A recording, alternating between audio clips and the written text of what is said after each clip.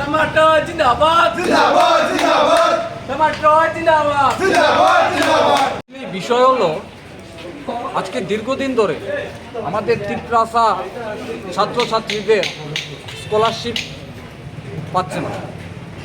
এই স্কলারশিপটা এটা খুব ইম্পর্টেন্ট, কারণ ছাত্রছাত্রীরা স্কলারশিপটা এটা দিয়ে কেউ সেমিস্টার ফিস দিতে হয়, কেউ টিউশন ফিস দিতে হয়, কারোর গাড়ি ভাড়া দিতে হয়। তো এই জায়গাতে আমরা যদি বলি যে দীর্ঘদিন কিছুদিন আগেও আমাদের এই বুদ্ধ দেববর্মা উনি এসেছেন, একটা টিম প্রতিনিধি দলরা এখানে এসেছেন। কিন্তু আমার প্রশ্ন হলো মুখ্যমন্ত্রীর কাছে আমরা বলতে চাই যে এই যে দপ্তরটা চলছে এটা পুরোপুরি ব্যর্থভাবে চলছে, ব্যর্থভাবে। এবং মুখ্যমন্ত্রী এই বিষয়টা দেখা দরকার, কারণ আপনারা জানেন যে স্কলারশিপের টাকা দিয়ে ছাত্ররা চলতে হয়, কেউ এডমিশন ফিস দিতে হয়, কেউ স্টাইফেন্ড ফিস দিতে হয়। তো এটা তিপ্রাসারা কেন বঞ্চিত হবে? এই যে ট্রাইবেল ওয়েলফেয়ারটা একদম ব্যর্থ, একদম ব্যর্থভাবে চলছে। সেম আমরা ধিক্কার জানাচ্ছি এবং তীব্রভাবে নিন্দা করছি। কেন ছাত্রছাত্রীদের এইভাবে বঞ্চনা করছে? আপনারা দেখেছেন 2022 সালেও PFMS অফিসে আমরা কিন্তু এই যে স্কলারশিপ যখন ছাত্ররা পায়নি একদিনের মধ্যে নিয়ে দিয়েছি। আমরা বলতে চাই, মুখ্যমন্ত্রীর কাছেও বলতে চাই যে এই দপ্তরের যারা আছে, যারা দায়িত্ব আছে তাদের বিরুদ্ধে আপনারা ব্যবস্থা নিন এবং তাদের বিরুদ্ধে অতি সত্বর অ্যাকশন নেওয়া হোক।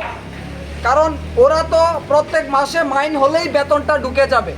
কিন্তু আমার প্রশ্ন, যারা ছাত্রছাত্রীরা তাদের বেতন কে দেবে? তাদের বেতনটা কোথা থেকে আসবে? কর্মচারীদের বেতন তো মাস হলেই ওনাদের বেতন ঢুকে যাবে, ঠিক না? তো আমরা বলতে চাই যে আমাদের ডিমান্ড এটা অতি সত্বর পূরণ করতে হবে এবং যারাই এই দপ্তরটা যারাই ব্যর্থভাবে চালাচ্ছে তাদের বিরুদ্ধে অতি সত্বর ব্যবস্থা নিতে হবে, তাদেরকে ছেড়ে দেওয়া হবে না।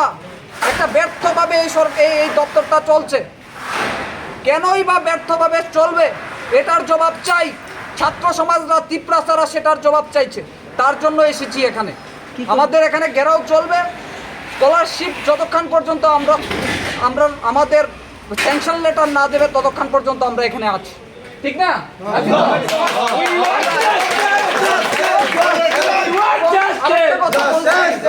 আরেকটা কথা আপনাদের বলছি, বিগত দিনেও দেখেছেন যে ছাত্রদের জন্য কে লড়াই করে এবং ছাত্রদের জন্য কে প্রতিবাদ করে। এবং মুখ্যমন্ত্রীকে বলতে চাই অতি সত্বর আজকের মধ্যে এই ব্যবস্থাটা নেওয়া উচিত এবং আমাদের তিপ্রাসারা বঞ্চিত হচ্ছে। ধন্যবাদ। মুখ্যমন্ত্রীকে কালিমাক্ত করা এমন কোনো পরিকল্পনা রয়েছে দপ্তর থেকে? না, এটার প্রশ্ন না। প্রশ্নটা হলো দপ্তরটা ব্যর্থভাবে চলছে। আমার প্রশ্ন, দপ্তরটা ব্যর্থভাবে চলছে কারণ দীর্ঘদিন ধরে আমাদের কর্মীরা, আমাদের যারা স্টুডেন্ট লিডাররা, কেউ ইকফাইয়ে পড়ে, কেউ টাইকনো কলেজে পড়ে, কেউ এখানে ত্রিপুরা ইউনিভার্সিটিতে পড়ে, আমাদের স্টুডেন্টরা এসে কথা বলেছে, কিন্তু ওরা গুরুত্ব দেয় না। তো গুরুত্ব কিভাবে দিতে হয় এটা আমরা ভালো করে জানি, ঠিক কিনা? এবং আগামী যদি অতি সত্বর ব্যবস্থা না নেয় 1000 ছাত্র সব ত্রিপুরার থেকে আমরা জমাই করতে পারুন নি? 1000 ছাত্র এখানে জমায়েত করে তার তালা দিন, চিনছে না চিনবো।